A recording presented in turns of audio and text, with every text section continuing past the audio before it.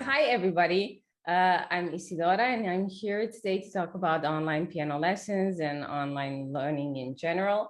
And I invited one of my favorite students today to join this conversation, who happens to be a piano teacher as well. Mallory is the owner of a music school in Oregon, USA, and she teaches children. I think the span of age is from 4 to 8 years old. She's going to correct me if I'm wrong. And what can I say? She's very much organized, which is great when it comes to piano practicing. She's kind, she's funny, she's witty.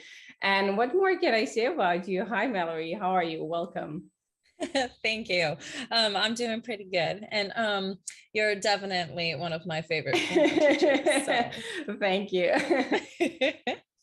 Yeah. Oh, go ahead. I feel this is an incredibly important conversation because we were all forced to change the way how we learn, how we grow a couple of years ago due to pandemic and lockdown. And I feel like there was a huge amount of people who were totally up for it and up for a challenge, because there are a lot of challenges when it comes to online piano learning and teaching. But I also feel like there was a huge group of people who were, I cannot say were against it, but definitely not up for it, maybe because of those challenges. I don't know. What do you think about it? I know I was one of the people that was adamantly against online lessons. I had been presented with the idea to move and offer online things many times before the pandemic, and I would give people a piece of my mind and let them know how awful of an idea that was. And once the pandemic forced us to move online, I changed my tune very quickly. Yeah. And And why did you now we think like function that? continuing online. Yeah, me too. Well, why did you think like that? I thought it was so important, especially when you were learning an instrument technically correct, to be able to have that in-person interaction and like the physical touch. But it was also because it's music specifically. Music is something that you can't just necessarily hear. Live music is totally different when then you just have it on a recording. And so I didn't think that it would transfer well over. But like I said, I've changed my tune. I corrected myself. I was wrong. Yeah. I started actually with online piano lessons years back, way before pandemic. But when I look where I was at then and now, there's a huge difference, of course. But I had some students from Oregon, actually. They were living here and they had to move back to Oregon, and they asked me, like, could we stay in touch? Whatever. And then it occurred to me, okay, we could maybe have piano lessons via Skype. And then that's basically all I had. I had mobile phone, I had like Skype and upright acoustic piano, and that was it. And of course, first lesson was a huge mess, but it was a long way, actually. You have to adjust many things in terms of method, how you teach, and also obviously have to level up in terms of gear, tech gear. And then I also had to buy a digital piano because it's easier like that. And yeah, so many adjustments. What do you think about it? Oh yeah, we moving online was super difficult at first because most of my teachers only had their computers as well. And so Exactly. to get that set up so that we could have quality lessons at first was super difficult. I had to buy microphones and webcams, make it so that you can see split screens, and Exactly. finding a platform. It was just all at once and ridiculous. But Yeah, and you did such a great research, and you influenced me as well. When I saw your setup, I was like, I want to have this too. And it's so great. I mean, it's so great when somebody already, even if you want to invest in tech gear, even if you want to level up, it's difficult to choose the right camera or to choose the right mic. So it's so much easier when somebody already tried it out. mhm. Uh, for specifically for piano lessons. So we we should all change thoughts, I Ever so think. slightly, just off for whatever reason microphones are. I'm not a techie kind of person. No, it's an awful lesson. And so it's so important just to have that good quality sound. Yeah, and also it's very important to use the right software. I feel that is also very important. We use Rock Out Loud. We both use it, and that is like my first choice for sure. But do you use, because there are a lot of softwares out there, so do you use anything else besides that one?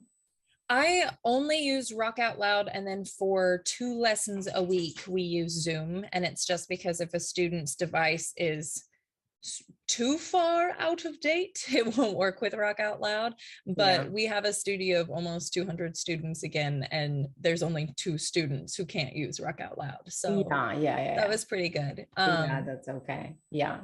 I also, but do you have students, those 2 students, it's just because of the computer or the headphones? Because I have some students who just don't like using the headphones, and then I hear some echo, and it's difficult. Then it's difficult to talk. It's difficult, especially it's difficult to, if you want to show something, to play them something more complicated. If you hear yourself, it's a little bit difficult. So those are the cases when where I use Skype actually. But yeah. That makes sense. I've never actually used Skype for lessons of any kind, but with Rock Out Loud, since it has the 2 features, I end up going in and I do it without the headphones with students, and I make sure to wear them, but there's too many of them, at least in my personal studio, who don't like to wear headphones either, or they'll get headphones and they aren't the right kind, so they'll have like a little microphone on there, or they'll be Bluetooth headphones, and so it doesn't give you quite the same effect. But I still find Rock Out Loud to be the better platform. Yeah. So, and Rock Out Loud especially is great because you can, both parties can play at the same time.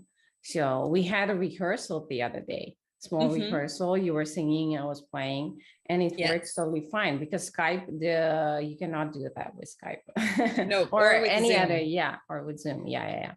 So you can talk over each other even in Rock Out Loud, and there's not a problem.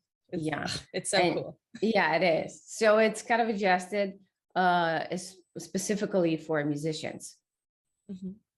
Yeah. So, it was created by music teachers during the pandemic for virtual music lessons. So like, which is incredibly important. Yeah, which is incredibly important for things to develop, because there are a lot of unknown things still, and a lot of things to like develop and revolve around, tech gear, and even the method, because we have to adjust piano lessons. It's completely different teaching in person versus teaching online. There was definitely a learning curve to figure out how to communicate effectively. Yeah, and also I feel like students have to get used to it as well, not just the teachers, because they're used to one certain one form of piano lesson, and they also had to transfer to a different kind of communication. So a pro of online learning is you can be like kind of anywhere. I don't know how to explain it. You can be like anywhere, like in the world, and still be taught like by your instructor. For example, you can be in another country and kind of still be online, being taught piano lessons. I think a con is internet problems and technical problems. Yeah, it was difficult for them as well. So I did find that a lot of students were so ready to jump online and did way better online than before. Well, so they're born with it. Yeah, they're born with computers, I'd say. And that's so much different, because I see now 1-year-olds, 2-year-olds scrolling the phones. So yeah, it's so much different for them. It's easier, I'd say. It is. Yeah. So speaking of which, you're specialized in little children, small children. So if a 4-year-old can do it. I think anybody can. Yes. And I have this one particular student, and she started online at 4 because they just didn't want to wait any longer. And she's still with me now. She has performed in so many virtual recitals. And 2 days ago, she just performed in her very first real life in-person recital. And she did awesome. Bravo. Yes. So what do you say? Is it a stretch or to give a piano lesson like that, online piano lesson to a 4-year-old? Or I don't think it's a so. I natural think thing? it's still really important. There were a couple lessons where she had a friend come over, and so her and her friend both did piano lessons together, and she got to help her friend learn a couple of the songs, like Charlie Chipmunk going up the Black Keys. And she's so excited to perform now all the time. And she's what now, 6, I think, maybe a very fresh 6. And she just went up to do her very first recital and did glorious. And it wouldn't have been quite like that if she was just completely brand new. But she had had all of this experience kind of online. And so she's really grown in a lot of other respects. Yeah. So, and do you see the difference when you teach in person and when you teach online in regards to those kids, 4-year-olds, 3-year-olds? So I teach 3-year-olds in person. I don't teach them online. I found that 4 is about the youngest age to go. If it's younger than that, it's basically then you teaching mom and dad how to teach them. Yeah. And it's just not very effective. But for as long as mom and dad or an older sibling, at least as you're getting used to the lesson format, are there to help, it goes over really well. Okay. And do they have to help more when you're teaching online, or it's the I same? think so, yes, because a lot of times when they're real little and you're in person, I can physically show them and I can point to what I'm talking about, but I can't do that very well. Yeah. When we're online, I have a bunch of tools so that I can show them, but sometimes when they're that young, you just can't quite put those pieces together. You need to directly see it. And so that's where mom or dad come in, and they can go over and they can be like, no, this is the set of 3 black keys. You see 1, 2, 3. We've been working on our counting.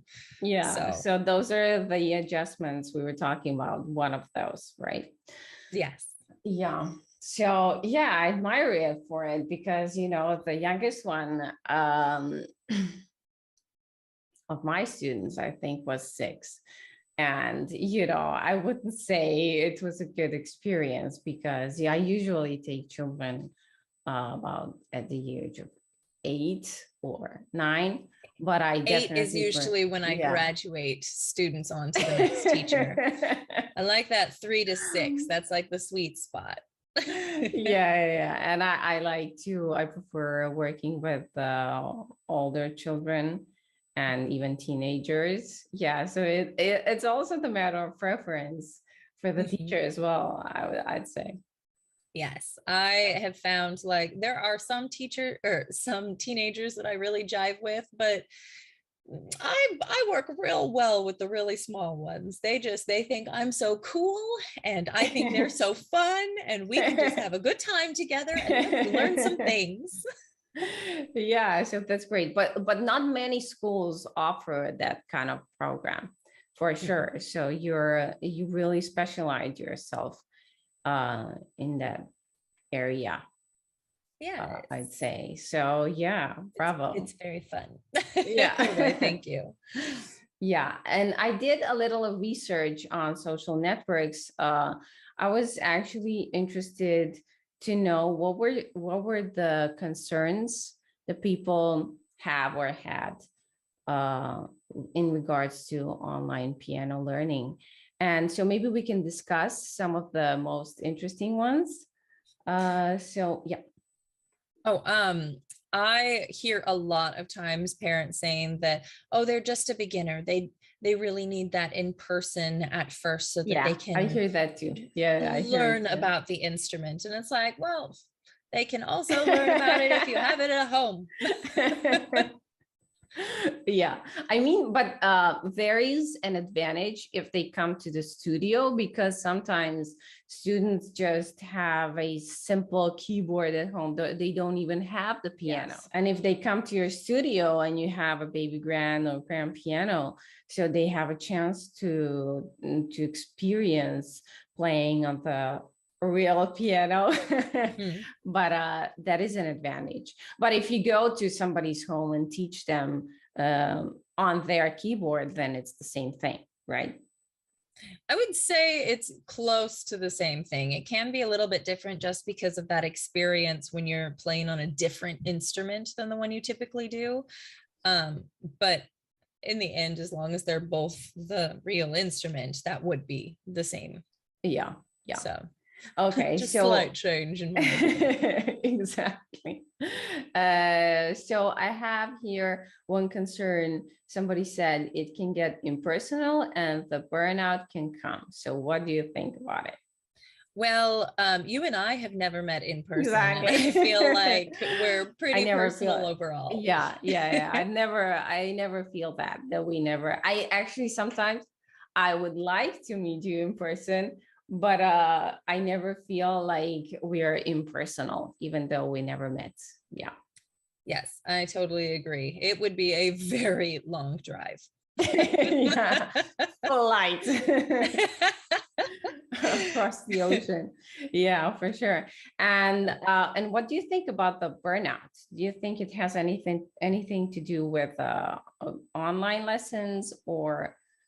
I think that really depends, not only on the teacher themselves, but also on the student. If you aren't well prepared enough for that online lesson, oh, by golly, you are going to get burned out so fast. Yeah, if you are also, though, overly doing everything, you've got to take some time for yourself and sleeping and eating. You can't just only be researching the new technology. Yeah, exactly. So like that burnout comes the same way, though, when you're not virtually. Like if you do too much of anything, you're going to have a problem and burn out from it. Yeah, but I feel like it's the same in person as well. If you didn't prepare your lesson, I think the burnout is going to come real soon. Yeah. So you start glancing at the clock a whole lot. And it just seems to be moving slowly. And yeah, it's moving slowly. So yeah, maybe the person did not prepare one's lesson. Yeah, that's typically, though, with burnout, for me at least, it has to do with the preparedness of one of us, or also how much screen time have you had in the day. If you've already been staring at a screen for 8 to 10 hours, then doing another one for your piano lesson. Some students, they're great with it. Some of them just need a nap. Yeah, exactly. Yeah, that's true. But also, like, when you teach whole day online, but it happens to me, there can be a burnout. I'd say there can be a burnout, but I think it's the same if you teach in person. So maybe the best option is to mix a little bit. Do a little hybrid. Yeah. I definitely have liked that in the hybrid studio that we've started creating, because then we'll have some students that they'll be there for in-person lessons like usually, but then every once in a while, if they're going to be gone or anything, then we can just do it virtually. They don't lose anything, and we can just pick up where we left off. Yeah, and that There's is also and that is also one pro that kind of did not exist before. So somebody can travel or whatever and still have piano lessons. Okay, and the next one said, if it's only online lessons without having actual meets at least once in a while, some technical nuances never get unearthed. So what do you think about it? I don't necessarily think that that's totally true. You can, for the most part, see, as long as you have the proper setup for virtual piano lessons, Yeah. you can see if they're not using the right technique. There's so many different ways to explain technique in different ways. I've been using Piano Safari, and for the young kids, it brings these concepts in by comparing it to different animals. And so using the weight of your arm, it's like a heavy, sleepy lion paw. You can see if a student's just throwing their fingers down at the Exactly. piano. Yeah. And then same if you can see their top view, you can tell if they're bending the wrong ways, or if they're even expressing that something doesn't feel right. You can still get all of those technical things, even if you weren't just sitting there and watching them in person. Yeah, I feel the same way. I feel the same way. But as from the perspective of a student, do you see me when I'm explaining something? Or how much do you think it's important to have different camera views? You just mentioned top view, and then there's a side view. I know you have a lot of them. Yes. I use two, but basically I have three. I almost never use three. Mostly I use two, but I know you have like, I don't know, four or even I have more. so many, and then I have some of them that can then I was so change the impressed. screens on the inside and move them around. So that's kind of cool. Yeah, but do you feel that is really important? I feel that is really important, especially for the young ones. The top view is super important, so they Yes, can see hands when we're explaining. Yeah, I super agree. One of the first songs that I started working on with you was the Chopin piece. I don't remember what it's called, but it has, I think, an E major going up in arpeggios. Yeah. And I was not getting the technique for that for a really long time. Yeah, and so it was that top view of you then showing like the exact wrist movement and slowly moving your arm and opening your hand. So yeah, as an adult, it was helpful. Helpful for the little ones too. Yeah, it's really valuable, I think, because way back when I started, I had only one camera. And then even when the pandemic started, I had only one view. And then I met you, and I was so impressed with your setup.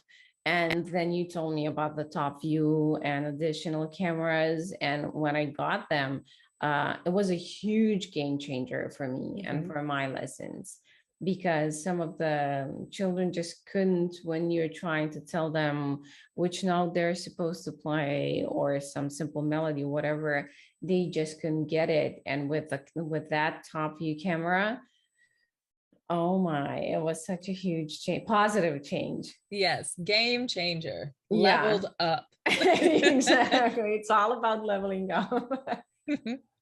Did, when you started switching more to online, did you start then sending lesson notes and assignments to students in a different format as well? Or did you already have something and you stayed consistent? Well, I started sending emails, and also I started recording videos for them as a, as a form of help while they're practicing. And I found that was a really valuable resource. And also I kept that in person as well later on, because before I was using notebooks, and then I used to write down their homework. But since my handwriting is a mess, once I remember, I think I told you that story once, I did ask my student, like, can you read your homework? I wrote down to do this or that. And she was like, that handwriting, I cannot.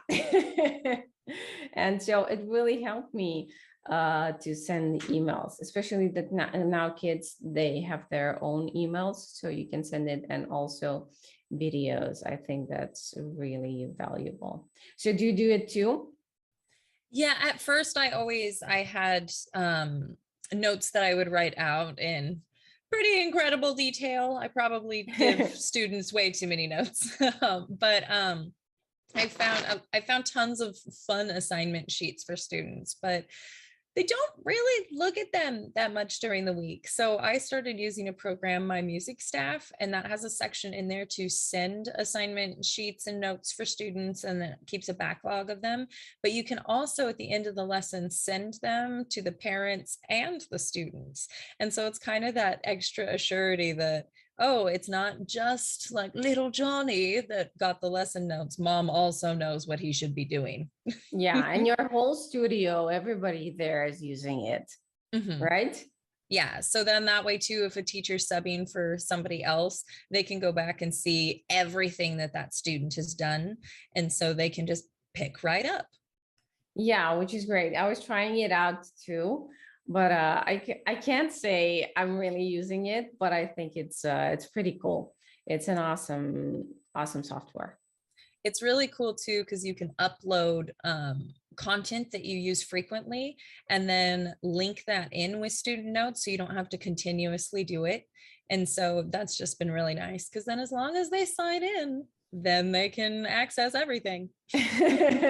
Yeah, true story. Okay, so maybe we should move to the next one. Somebody's saying, I have problems hearing some dynamics on Skype. So yeah, I know you're, I don't know, you said you never used Skype, and people keep telling me that like it's outdated. I still use it. I think it's fine. Just, I'd say you have to use the microphone with it. And we did try a couple of Skype lessons, and then you suggested Rock Out Loud. Did we ever try Skype? I think we did once or twice. Maybe. I do not remember. We got away from it. Yeah. But yeah, definitely. I mean, with the Rock Out Loud, we both use microphones, but we didn't in the beginning. Only you had the microphone. I didn't have one. And it definitely, it didn't seem like it was lacking, but then once you got a microphone, there was an incredible difference. Yeah, I felt it too. And you're my only student who has the microphone, and it's the best connection ever. But I think you have the best internet as well. But still, microphone is so valuable. Yes, then you can actually hear what's really happening. Yeah, I'd say not just if you use Skype, but if you use any software. But with Skype, I'd say you definitely have to use it. At least one teacher or students have to use it. So somebody said, I missed the physical touch. We did talk about it.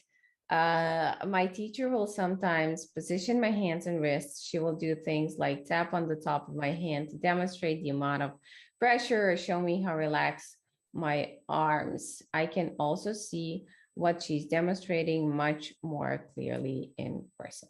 So what do you think about it? Sounds like they need some more camera angles. I think so too. Yeah, no, the physical touch can be a really important one, especially for like kinesthetic learners. But we have lessons. I've definitely leveled up in piano. Yeah, exactly. There's been no physical touch, and there's so many schools now that have hard rules against that, and so that there's a zero tolerance, absolutely no touching policy, even for like sitting up straighter or helping with the curve of their fingertips. So if that's already happening across the board for in person, it's not going to be a long missed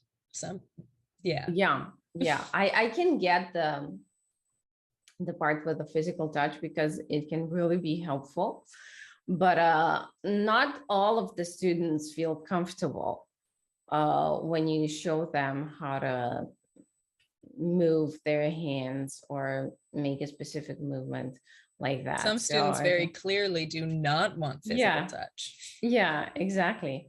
So I think it's not a necessity for sure.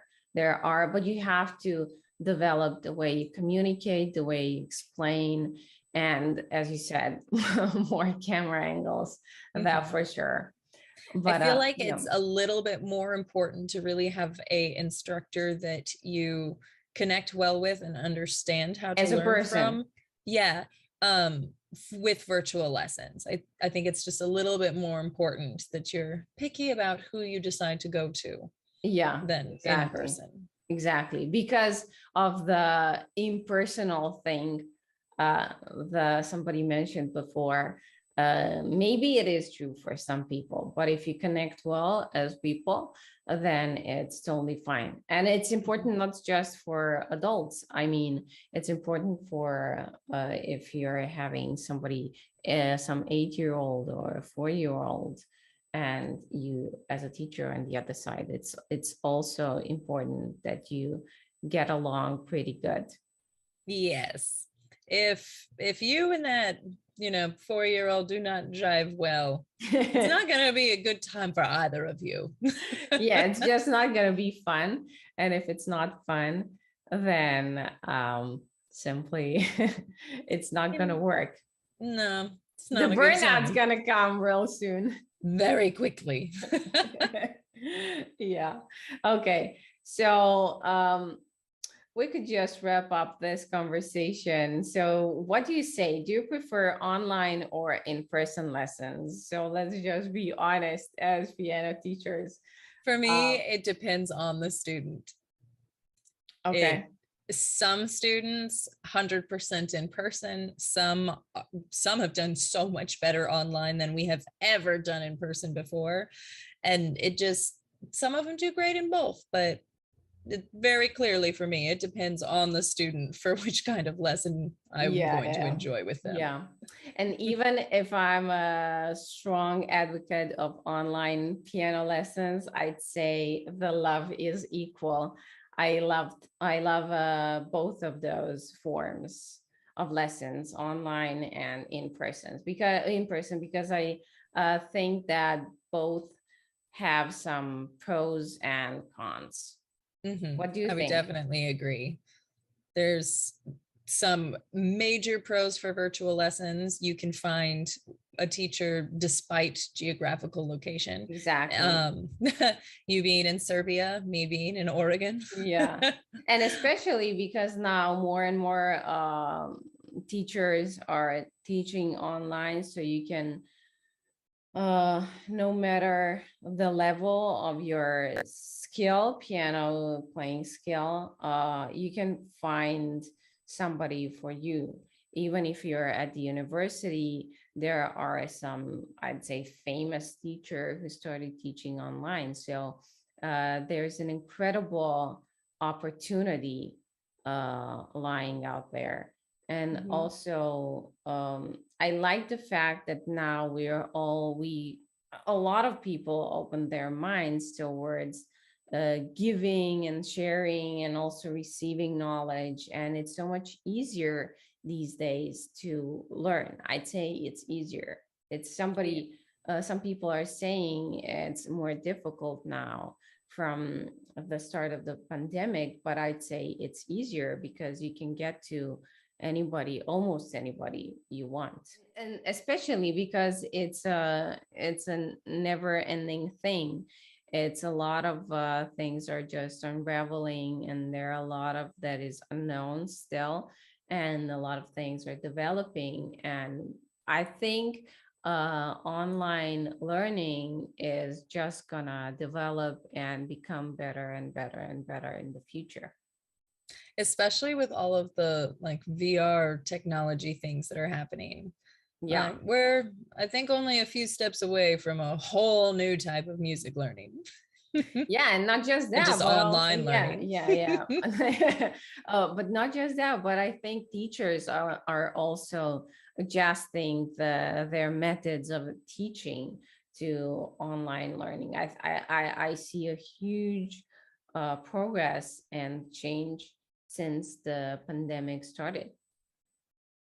My teaching has drastically changed since the pandemic started, even now that we've returned to in person. Exactly. Radically different. Yeah. So you do you take some great things from online learning to in-person learning? Oh yeah, I have a whole lot of like apps and games for music learning that now kids are extra super excited to be able to play it in person because then they get to be the ones to push the buttons. And so it's been pretty fun. Yeah, it's been great. Yeah, and I do arrangements of popular songs because I find that kids and adults And adults. yeah, love playing popular pieces as Mhm. well, in addition to classical pieces. I Because prefer playing more popular songs because I'm more familiar with them, and I, for example, hear them like every day, and I listen to them every day, and I'm more intrigued and like interested to learn popular songs rather than like classical music. And yeah, just in general, I prefer popular songs. Yeah, your favorite just songs. love Disney. Yeah. Many people love Disney, including me. Yeah, yeah, yeah. Yeah. So thank you for today. Yeah, Thank you thank for you. tuning in, and hope this conversation was helpful for the ones who have some concerns in Mhm. regards to online piano lessons. I think my biggest thing to say for anybody with a concern about online music lessons, try Exactly. it. See if that concern's still there. Yeah, exactly. So thank you for today. Yes, thank you. All Okay, great. right. Bye. Bye.